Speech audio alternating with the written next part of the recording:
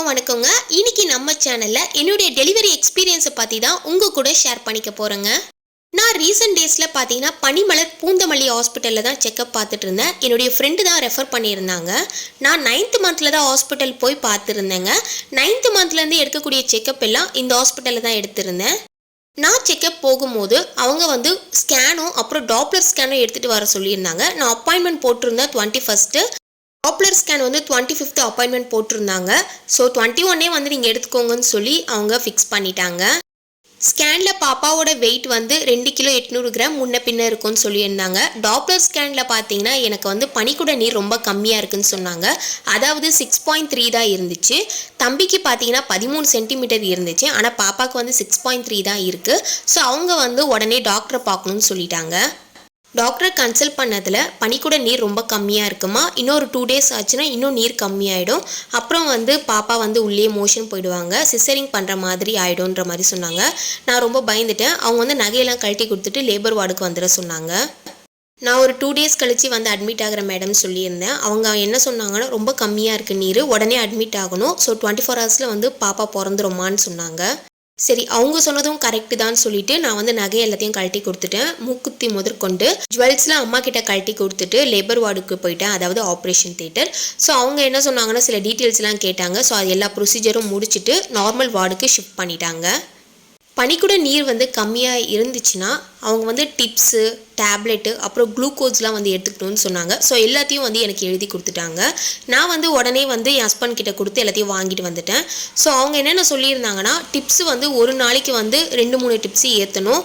Glucose, அப்புறம் நீர் அதிகரிக்கிறதுக்கான tablets, iron tablet. So இது எல்லாமே கண்டினியூஸாக ஒரு நாள் ஃபுல்லாகவே நீங்கள் எடுத்துக்கணும்னு சொன்னாங்க.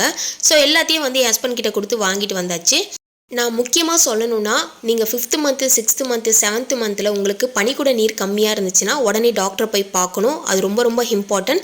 டாக்டரை பார்க்கும்போது அவங்க அட்மிட் ஆகி டிப்ஸு, குளுக்கோஸு, அப்புறம் நீர் அதிகரிக்கிறதுக்கான மாத்திரைலாம் கொடுப்பாங்க. கண்டிப்பாக இதெல்லாம் நீங்கள் போட்டே ஆகணும். எனக்கு 9th month கிட்ட நெருங்கிறதுனால உடனே டெலிவரி பண்ணுறேன்ற மாதிரி சொல்லிட்டாங்க. ஆனால் ஹாஸ்பிட்டலில் அட்மிட் ஆன உடனே பார்த்தீங்கன்னா எனக்கு யூரின் டெஸ்ட்டு, ஸோ அப்புறம் பிளட் டெஸ்ட்லாம் நிறைய எடுத்தாங்க. நான் ஒரு 12 மணிக்கு தான் ஸ்கேன் எடுத்தேன் கரெக்டாக. ஸோ ஒரு 2 மணிக்கெலாம் நான் டாக்டரை பார்த்துட்டேன். 3 மணிக்கெலாம் என்னை நார்மல் வார்டுக்கு ஷிஃப்ட் பண்ணிட்டாங்க. ஒரு நாள் ஃபுல்லாகவே, அதாவது 3 மணிலேருந்து அடுத்த நாள் 1 மணி வரைக்குமே நான் நார்மல் வார்டில் தான் இருந்தேன். ஃபுட்டு எல்லாமே ஹாஸ்பிட்டல்லையே வந்துருச்சுங்க. சாப்பிட்டு முடிச்சுட்டு கொஞ்ச நேரம் நடந்துகிட்டே இருந்தேன். நார்மல் வார்டுக்கு வந்த உடனே டிப்ஸ் ஏற்றிட்டாங்க. ஒரு டிப்ஸ் ஏறிட்டு இருந்தது. அதுக்குள்ளே சாப்பிட்டு முடிச்சுட்டு நடக்க ஆரம்பிச்சிட்டேன். நடக்க ஆரம்பித்த உடனே கால் தான் கொஞ்சம் நல்லா வீக்கமாக இருக்க மாதிரி இருந்தது. ஆனால் நடந்ததுக்கப்புறம் தான் கொஞ்சம் ரிலாக்ஸ் ஆனேன். இது என்ன டேப்லெட்னு நான் சிஸ்டர் கிட்ட கேட்டதுக்கு இது உங்களோட நீரை அதிகரிக்கக்கூடிய டேப்லெட்டு அப்படின்னு சொன்னாங்க. அந்த டேப்லெட்டும் அப்புறம் அயன் டேப்லெட்டும் போட சொன்னாங்க. இது குளுக்கோஸுங்க. இது நார்மலாக லெமன் பவுட்ரு மாதிரி இல்லாமல் கொஞ்சம் நல்லாவே இருந்துச்சு. இது ஒரு 6 பேக் கிட்ட வாங்கிட்டு வந்திருந்தேன். ஒரு பேக் பார்த்தீங்கன்னா 60 rupees சொன்னாங்க. இதை பார்த்தீங்கன்னா 3 மணிக்கு நான் உள்ளே அட்மிட் ஆன உடனே ஒரு 5 மணிக்கு இந்த குளுக்கோஸ் எடுத்துக்கிட்டேன். அப்புறம் நைட்டு சாப்பிட்டு முடிச்சிட்டும் இந்த குளுக்கோஸ் எடுத்துக்கிட்டேன். இந்த பவுடரை ஒரு 1/2 லிட்டர் தண்ணியில் மிக்ஸ் பண்ணி இதை எடுத்துக்க சொன்னாங்க. இது கூட சுகர் எதுவுமே ஆட் பண்ணக்கூடாது. இந்த குளுக்கோஸு அப்புறம் டிப்ஸு, இந்த டேப்லெட்லாம் சாப்பிட்டா தான் நீர் அதிகரிக்கும்னு சொன்னாங்க. எங்கள் பாட்டி எனக்கு கலந்து கொடுத்துட்டு இருந்தாங்க. ஏன்னா எங்கள் பாட்டி கொஞ்சம் பயந்துட்டாங்க. ஏன்னா நீர் ரொம்ப கம்மியாயிடுச்சு, எதனா ப்ராப்ளம் ஆகுமா அப்படி இப்படின்னு பயந்துகிட்டே இருந்தாங்க. ஏன்னா என் ஃபஸ்ட்டு பையனுக்கும் பார்த்தீங்கன்னா எங்கள் பாட்டி தான் கூட இருந்தாங்க. நான் ஃபஸ்ட்டு ப்ரெக்னன்சி ஜிஹெச்சில் தான் டெலிவரி பார்த்துருந்தேன். அப்போ எனக்கு இந்த பனிக்குட நீரை பற்றிலாம் எதுவுமே தெரியாது. வலி வந்தது, ஸ்கேன் எடுத்தாங்க, அப்படியே நேராக போயிட்டு பாப்பா பிறந்துடுச்சு. ஸோ இந்த மாதிரிலாம் எனக்கு நீர் கம்மியானதே இல்லை. எனக்கு இந்த பனிக்குட நீர் கம்மியாக இருக்குன்னு சொல்லும் போது தான் தம்பியோட ஸ்கேன் ரிப்போர்ட் எடுத்து பார்த்துருந்தேன். அதில் 13 சென்டிமீட்டர் அளவு இருந்துச்சு. ஆனால் பாப்பாவுக்கு பார்த்தீங்கன்னா 6.3 தான் இருந்துச்சு. அதுவே 37 வீக்ஸ்லேயே ரொம்ப கம்மியாயிடுச்சுன்னு சொன்னாங்க. ஸ்கேன் எடுத்து பார்த்தது ரொம்பவே ஒரு நல்ல விஷயம்னே நான் சொல்லுவேன். ஏன்னா நான் இப்போ ரீசெண்டாக பனிமலர் பூந்தமல்லி ஹாஸ்பிட்டல் தான் நான் செக்கப்புக்காக போயிருந்தேன். ஸோ அவங்க எல்லா ஸ்கேன் டெஸ்ட் எல்லாமே 9th monthல எடுத்து பார்க்க சொன்னாங்க. ஸோ அவங்க பார்க்க சொன்னதில் தான் எனக்கு இது தெரிஞ்சுது. ஐயோ 6.3 இருந்துச்சுன்னா இன்னும் கம்மியாயிடுச்சுன்னா இன்னும் நமக்கு சிசரிங் பண்ணுற மாதிரி ஆகிடுமேன்னு சொல்லி ரொம்ப பயந்துட்டேன். இந்த ஸ்கேன் எடுத்ததில் எனக்கு உண்மையாலே ஒரு பாசிட்டிவான ரிசல்ட்டுன்னு தான் நான் நினச்சேன். வார்டில் அட்மிட் ஆகி சாப்பிட்டு முடிச்சுட்டு நடந்துட்டு டேப்லெட் எல்லாம் போட்டுட்டாங்க. இப்போ டைம் பார்த்தீங்கன்னா 9:30 கிட்ட ஆகுது. 9:30 ஆன உடனே லைட்டாக வந்து பயம் வர ஆரம்பிச்சிடுச்சு. இன்னும் நமக்கு வந்து ஒரு ஃபால்ஸ் பெயின் கூட வரலையேன்ற மாதிரி தோணுச்சுங்க. லைட்லாம் ஆஃப் பண்ணிவிட்டு எல்லாருமே படுத்துட்டோம். ஆனால் எனக்கு மட்டும் தூக்கமே வரலங்க. என்னன்னே தெரியல. வீட்டில் தூங்குறது மாதிரி வந்து ஹாஸ்பிட்டலில் தூங்க முடியல. ஒரு மாதிரி பதட்டம், பயம் இதெல்லாம் இருந்துகிட்டே தான் இருந்துச்சு. ஐயோ எப்போ பாப்பா பிறக்கும், பாப்பா எந்த ஒரு பிரச்சனையும் இல்லாமல் நல்லபடியாக பிறக்கணும்னு சொல்லிட்டு ரொம்ப வந்து யோசிச்சுக்கிட்டே இருந்தேன். எங்கள் பாட்டியும் பார்த்தீங்கன்னா உடம்பு முடியல, அவங்களே வந்து மயக்கத்துலேயே இருந்தாங்க. ஸோ அவங்களும் வந்து கொஞ்சம் ரெஸ்ட் எடுத்துக்கிட்டாங்க. இந்த ஹாஸ்பிட்டல் கொஞ்சம் கம்ஃபர்டபுளாகவும் இருந்துச்சு. அப்படியே அடுத்த நாள் விடிஞ்சுதுங்க. காலையிலே பார்த்தீங்கன்னா எங்களுக்கு பக்கத்தில் இருக்கக்கூடிய பெட்டில் இருக்கவங்க தான் வந்து எங்களுக்கு காஃபிலாம் வாங்கிட்டு வந்திருந்தாங்க. பாட்டியால் வந்து நடக்க முடியல, ரொம்ப கஷ்டப்படுறாங்கன்னு சொல்லிட்டு அவங்க எனக்கு கூட மாட கொஞ்சம் ஹெல்ப்பாக இருந்தாங்க. டிப்ஸு கையில் ஏற்றுனதுனால வந்து என்னால் வந்து தலையே வார முடியல, ரொம்ப கஷ்டமாக இருந்துச்சு. எங்கள் பாட்டியும் பார்த்தீங்கன்னா ரொம்ப ஸ்ட்ரெயின் பண்ண நான் விரும்பலை. அவங்களும் வந்து ரொம்ப உடம்பு முடியாமல் தான் இருக்காங்க. ஸோ அதனால் நானே வாரிக்கிறேன்னு சொல்லியிருந்தேன். அப்புறம் அந்த அக்கா பார்த்துட்டு தான் நான் தலைவாரி விடுறேம்மான்னு சொன்னாங்க. கூட மாட கொஞ்சம் சொந்தக்காரங்களே வந்து நமக்கு ஹெல்ப் பண்ணாத போது ஒருத்தவங்க வந்து யாருன்னே தெரியல அவங்க வந்து நமக்கு ஹெல்ப் பண்ணும்போது அது ரொம்ப ஒரு சந்தோஷமான ஒரு விஷயந்தான். ஸோ நான் வந்து பஃப் மட்டும் வச்சுட்டு பின்னிலாம் அவங்க தான் விட்டாங்க. இவங்களோட பொண்ணுக்கும் எங்களுக்கும் பார்த்திங்கன்னா ஒரே நாளில் தான் டெலிவரி ஆச்சு. ஸோ ஃபேமிலி பிளானிங்கும் பார்த்திங்கன்னா ஒரே நாளில் தான் பண்ணோம். அந்தளவுக்கு ஒரு க்ளோஸ் ஃப்ரெண்டாகவே ஆகிட்டோம். இப்போவும் பார்த்திங்கன்னா நான் அவங்க கூட காண்டாக்டில் தான் இருக்கேன். நல்லா பேசுவாங்க. சொந்தக்காரங்களே இந்த காலத்தில் வந்து எதிரும் முதிரும் இருக்கும்போது தெரியாதவங்க வந்து நம்ம கூட ஒரு சொந்தமாக ஆகிறது வந்து இந்த ஹாஸ்பிட்டலில் வந்து எனக்கு ரொம்ப சந்தோஷமாக இருந்துச்சு. இந்த ஹாஸ்பிட்டலை விட்டு வரத்துக்கே எனக்கு மனசே இல்லை. ஸோ அந்த அளவுக்கு வந்து ரொம்ப சந்தோஷமாகவே இருந்தது. பாப்பா பிறந்தது ஒரு பெரிய சந்தோஷமாக இருந்தாலும் கூட அவங்க இருந்தது வந்து இன்னும் எனக்கு ரொம்ப ஹாப்பியாகவே இருந்துச்சுங்க. எனக்கு ஒரு அம்மா மாதிரி இருந்து எனக்கு தேவையானதெல்லாம் அப்பப்போ எடுத்துகிட்டு வந்து கொடுத்தாங்க.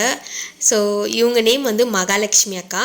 ஸோ இவங்க வந்து ஹாஸ்பிட்டலில் எனக்கு கூட மாட ரொம்ப ஹெல்ப்பாக இருந்தாங்க. எங்கள் பாட்டிக்குமே சரி, கேண்டீன் வந்து கீழே வரைக்கும் போகணும், அதனால் பாட்டியால் போக முடியாது, இவங்க தான் கூட மாட போய் வாங்கிட்டு வந்து கொடுத்தாங்க. ஹாஸ்பிட்டலே ஒரு நல்ல ஃப்ரெண்ட்ஷிப் வேறு எனக்கு கிடச்சிது. காலையிலேயே பார்த்தீங்கன்னா கொஞ்சம் ஃப்ரெஷ்அப் ஆகிட்டு பொட்டு மட்டும் வச்சுக்கிட்டேன். என்னென்னே தெரியல, எனக்கு எப்போவுமே வந்து காலையில் தலை ஒரு மாதிரி மூஞ்சி ஒரு மாதிரி இருந்தாலே பிடிக்காது. எப்போவுமே நம்மளை கொஞ்சம் ஆக்டிவாக வச்சுக்கணும்னு நினச்சிப்பேன். ஸோ பாப்பாவை பார்த்தீங்கன்னா பிறக்கிறதுக்கு முன்னாடி பாப்பா கிட்ட நிறைய பேசுவேன். நைட்டெல்லாம் பேசிகிட்டு இருந்தேன், நான் இன்னும் கொஞ்ச நாளில் உன்னை பார்க்க போகிறேம்மான்னு சொல்லிட்டு. இது காலையில் ஒரு 8:30க்கு வந்து பார்த்தீங்கன்னா திருப்பியும் வந்து டிப்ஸ் ஏற்ற ஆரம்பிச்சிட்டாங்க. மோஸ்ட்லி வந்து எனக்கு வந்து ஒரு 4-5 டிப்ஸு கிட்டே ஏற்றுனாங்க. காலையில் ஒரு 2 ஏற்றுனாங்க, நைட்டு ஒரு 2 ஏற்றுனாங்க. அதுக்குள்ளேயே பார்த்தீங்கன்னா லேபர் வார்டுக்கு ஷிஃப்ட் பண்ணணும்னு சொல்லிட்டாங்க. எனக்கு வந்து கையிலலாம் வந்து பார்த்திங்கன்னா வலியில் போடும்போது ரொம்ப இன்ஃபெக்ஷன் மாதிரி ஆயிடுச்சு. கையில் வேர்வை ஊற்றி ஊற்றி பார்த்திங்கன்னா லைட்டாக சுரிஞ்சு அந்த இடம் எல்லாமே வந்து ஒரு மாதிரி புண்ணு மாதிரி ஆயிடுச்சு. அதனால் டிப்ஸ் ஏற்றவே ரொம்ப பயந்தாங்க. அது வந்து ஒன்றும் கிடையாது, நான் வேர்வையினால் லைட்டாக வந்து சொரிஞ்சதுனால அப்படி ஆச்சுன்றது நான் சொன்னதுக்கப்புறமா தான் லெஃப்ட் சைடில் வந்து எனக்கு ஏற்றுனாங்க. இல்லைனா ரைட் சைடே வந்து ஊசி போட்டிருப்பாங்க. ஸோ அப்படி இருந்திருந்தால் என்னால் சாப்பிடவே முடியாது, ரொம்ப கஷ்டமாக இருக்கும். எப்போ பெயின் வரும்னே தெரியல. ஸோ அதனால் ஒரு 2 ஹவர்ஸ் கிட்ட ரெஸ்ட் எடுத்துக்கலாம்னு சொல்லிட்டு 10 மணிக்கெலாம் தூங்கிட்டேன். ஒரு 12 மணி ஆயிடுச்சுங்க. டாக்டர் அப்பப்போ ரவுண்ட்ஸ் வருவாங்க. ஸோ அப்போ செக் பண்ணி பார்த்துட்டு கர்ப்பப்பை வந்து ஓப்பன் ஆகிடுச்சின்னு சொன்னாங்க. ஆனால் முன்னாளைக்கு பார்த்தீங்கன்னா அவங்க செக் பண்ணி பார்த்ததில் கர்ப்பப்பை ஓப்பன் ஆகலன்னு சொன்னாங்க. பட் அட்மிட் ஆகணும்னு சொல்லிட்டாங்க. ஆனால் இப்போ செக்கப் பண்ணதில் வந்து ஓப்பன் ஆகிடுச்சு, நீங்கள் வந்து சீக்கிரமாக ஆப்ரேஷன் தியேட்டருக்கு போகணுன்ற மாதிரி சொல்லிட்டாங்க. 1:30க்குலாம் வந்து ஆப்ரேஷன் தியேட்டர் உள்ளே போயிட்டேங்க. ஸோ அங்கே வந்து ஜெல் மாதிரி வச்சாங்க. ஜெல் வச்ச ஒரு 1/2 அன் ஹவர்லேயே வந்து எனக்கு பெயின் வர ஆரம்பிச்சிடுச்சு. இது வந்து ஸ்ட்ரெயிட்டாக, அதாவது ரிங் மாதிரி ஒரு பெயின் மாதிரி வரும். ஸோ முதுகுலேருந்து வயிறு வரைக்குமே ஒரு பெயின் வரும். ஸோ அந்த பெயின் வந்து ஒரு 2 ஹவர்ஸ் கிட்ட வந்தது. அப்புறம் வந்து ஹெவியாக பெயின் வர ஆரம்பிச்சிடுச்சுங்க. ஸோ அந்த டைமில் வந்து யூரின் வந்து கண்டினியூஸாக வந்துக்கிட்டே இருந்துச்சு. ஹெவி பெயினோட யூரின் எழுந்து போயிட்டு வரதுக்கே ரொம்ப கஷ்டமாக இருந்துச்சு. ஏன்னா உள்ளே வந்து பேரண்ட்ஸ் யாருமே அலோடு கிடையாது. கூட ஒரு 5 மெம்பர்ஸ் மட்டும் இருந்தாங்க. ஸோ அவங்களும் பார்த்தீங்கன்னா லைட்டாக டெலிவரி பெயின்லேயே தான் இருந்தாங்க. எழுந்து போக கொள்ளவே எனக்கு ரொம்ப கஷ்டமாக இருந்துச்சுங்க. அப்பப்போ மட்டும் அம்மா வந்து தண்ணி மட்டும் கொடுத்துட்டு போகிற மாதிரி இருந்தாங்க. அப்போ மட்டும் நினச்சேன் கூட யாராவது இருந்தால் நல்லா இருக்குமே நினச்சேன். பட் வந்து ஆப்ரேஷன் தியேட்டர் உள்ள யாருமே அலோடு இல்லைன்னு சொல்லிட்டாங்க. ஒரு 5:30க்கெலாம் பார்த்தீங்கன்னா எனக்கு வந்து பெயின் வர ஆரம்பிச்சுது. பட் 5:30க்கு வந்து ஒரு எலும்பு வந்து கீழே இறங்கின மாதிரி டமால்னு ஒரு சவுண்டு கேட்டுச்சு. அப்போ வந்து நான் அம்மானு கத்துனேன். அப்படி கத்தும் போது ஒரு நிமிஷத்துல பனிக்கூட நீர் வந்து உடஞ்சிடுச்சு. ஃபுல்லாக தண்ணி வர ஆரம்பிச்சிடுச்சு. அவங்க என்ன சொன்னாங்கன்னா, பனிக்கூட நீர் உடஞ்சதுன்னா சொல்லணும்னு சொன்னாங்க. எனக்கு ஒரு எலும்பு வந்து கீழே இறங்கின உடனே ஒரு செகண்ட்லேயே வந்து பனிக்கூட நீர் வந்து உடஞ்சிடுச்சு. அப்போ நான் டாக்டரை கூப்பிட்டு சொன்னேன், தண்ணியாக வருது, பனிக்கூட நீர் உடஞ்சிடுச்சு போல இருக்குது அப்படின்னு சொன்னோடனே அவங்க வந்து படுக்க வச்சு செக் பண்ணி பார்த்தாங்க. அப்போ வந்து சர்விக்ஸ் வந்து 10 சென்டிமீட்டர் கிட்ட ஓப்பன் ஆகிடுச்சு. அப்போ 1:30க்கு ஜெல்லி வைக்கும் போது பார்த்தீங்கன்னா ஒரு ½ ஹவரில் பெயின் வந்தது. அப்போ செக் பண்ணும்போது வந்து 2 சென்டிமீட்டர் 1 சென்டிமீட்டர் தான் ஓப்பன் ஆகிருக்குன்னு சொல்லியிருந்தாங்க. ஒரு 3.5 மணி நேரம் 4 மணி நேரம் நல்லா வலிக்கு அப்புறமா தான் ஒரு 5:30 போல் தான் வந்து 10 சென்டிமீட்டர் சர்விக்ஸ் வந்து எனக்கு ஓப்பன் ஆச்சு. ஸோ அதை செக் பண்ண உடனே வீல் சேர் எடுத்துகிட்டு வர சொன்னாங்க. வீல் சேர் எடுத்துகிட்டு வந்த உடனே உள்ளே ஆப்ரேஷன் தியேட்டர் உள்ளே போயிட்டோம். வலி பெயின் வர வரைக்கும் ஒரு ரூமில் இருந்தோம். பெயின் வந்ததுக்கப்புறமா ஒரு வீல் சேர் வச்சு இன்னொரு ரூமுக்கு கூட்டிகிட்டு போனாங்க. ஸோ அது வந்து ஆப்ரேஷன் தியேட்டர் போல் இருக்குது. ஹெவி பெயின் சர்விக்ஸ் வந்து 10 சென்டிமீட்டர் ஓப்பன் ஆன உடனே தான் அந்த ரூமுக்கு கூட்டிகிட்டு போவாங்க போல் இருந்தது. அங்கே போன உடனே பார்த்தீங்கன்னா அடுத்த ஒரு 2 மினிட்ஸ்லேயே வந்து பாப்பா பிறந்துட்டாங்க. 5:30க்கு ஹெவி பெயின் வந்ததுங்க. ஆனால் 6 o'clock தான் பனிக்கூட நீர் வந்து உடஞ்சிது. செக் பண்ணி பார்த்துட்டு 6:08க்குலாம் நாங்கள் ஆப்ரேஷன் தியேட்டர் உள்ளே போயிட்டோம். 6:10க்குலாம் வந்து பாப்பா பிறந்துட்டாங்க. பாப்பா பிறந்த உடனே பார்த்தீங்கன்னா எனக்கு டிப்ஸ் ஏற்ற ஆரம்பிச்சிட்டாங்க. ஏன்னா வழியில் எனக்கு வந்து மூச்சு திணறல் வர ஏற்பட்டுருச்சு. ரொம்ப கஷ்டப்பட்டேன். இது வந்து நார்மல் பெயின் கிடையாது. இது வந்து ஜெல் வச்சு எனக்கு வர வச்ச பெயின்ன்றதுனால ஹெவியாக தான் இருந்துச்சு. எவ்வளோ பெயின் இருந்தாலுமே நம்ம பாப்பாவோட முகத்தை பார்க்கும்போது இந்த பெயின் எல்லாமே ஒர்த்துன்னு தாங்க தோணுச்சு.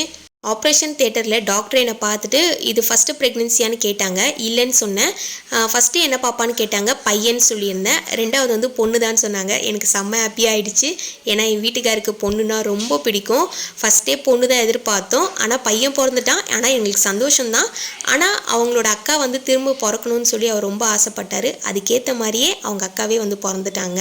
என்னுடைய டெலிவரி எக்ஸ்பீரியன்ஸை பற்றி கேட்டிருந்தீங்க. ஸோ அதுக்காக தான் இந்த வீடியோ. ஹாஸ்பிட்டலில் பற்றின டீட்டெயில்ஸ் எல்லாம் நெக்ஸ்ட் வீடியோவில் போடுறேங்க. தேங்க்யூ.